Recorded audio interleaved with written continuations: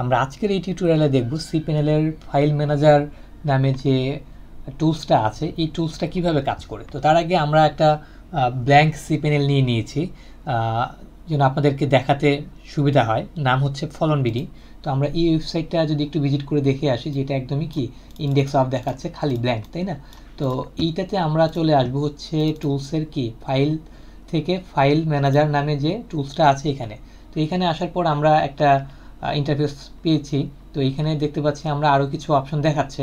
তো এখানে দেখাচ্ছে পাবলিক HTML। তো আমরা কি করব, এই পাবলিক HTML এর ভিতরে প্রবেশ করব। পাবলিক HTML এর ভিতরে আসার পর কি এই ফোল্ডারটাকে কি আমরা এখানে দেখতে পাচ্ছি, তাই না? আচ্ছা, তো এইখানে যদি আমরা আরও ফোল্ডার ক্রিয়েট করি, লাইক PAPPU, তো আমরা যদি আরও ফোল্ডার ক্রিয়েট করি তাহলে কি এই ফোল্ডারও আমাদেরকে এখানে দেখাবে, তাই না? এই ফোল্ডারগুলোতে আমরা ঢুকতেও পারতেছি। আচ্ছা, তো এখন এইখানে যদি আমি আরও ফাইল ক্রিয়েট করি PAPPU pappu.html, তাহলে কি হবে, এই ফাইলটাকেও কিন্তু আমার এখানে দেখাচ্ছে, তাই না?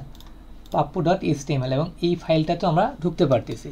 আচ্ছা, তাহলে এখন এই যে মেন যে ওয়েবসাইটটা আমাদের, এই ওয়েবসাইটটা আমরা চাচ্ছি এই একটা ফাইলও থাকবে না, এটা আমাদের কি ব্ল্যাঙ্ক থাকবে। তো এই জন্য আমরা কি করব, তো এই জন্য আমাদের এটা করতে হবে, সেটা হচ্ছে index.html এই নামে বা index.php নামে একটা ফাইল আমাদেরকে ক্রিয়েট করতে হবে। এখন দেখেন আমাদের মেন ওয়েবসাইটটা কিন্তু ব্ল্যাঙ্ক হয়ে গিয়েছে। আমাদের যে ওয়েবসাইটটা আছে আমাদের কি ইন্ডেক্স ফাইলটাকে খুঁজে পেয়েছে, ইন্ডেক্স ফাইলটা হচ্ছে আমাদের কি ব্ল্যাঙ্ক, এই জন্যই কিন্তু আমাদের ওয়েবসাইটটা ব্ল্যাঙ্ক দেখাচ্ছে।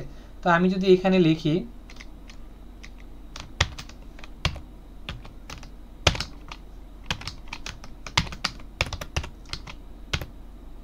এখন সময় সন্ধ্যা 6:30,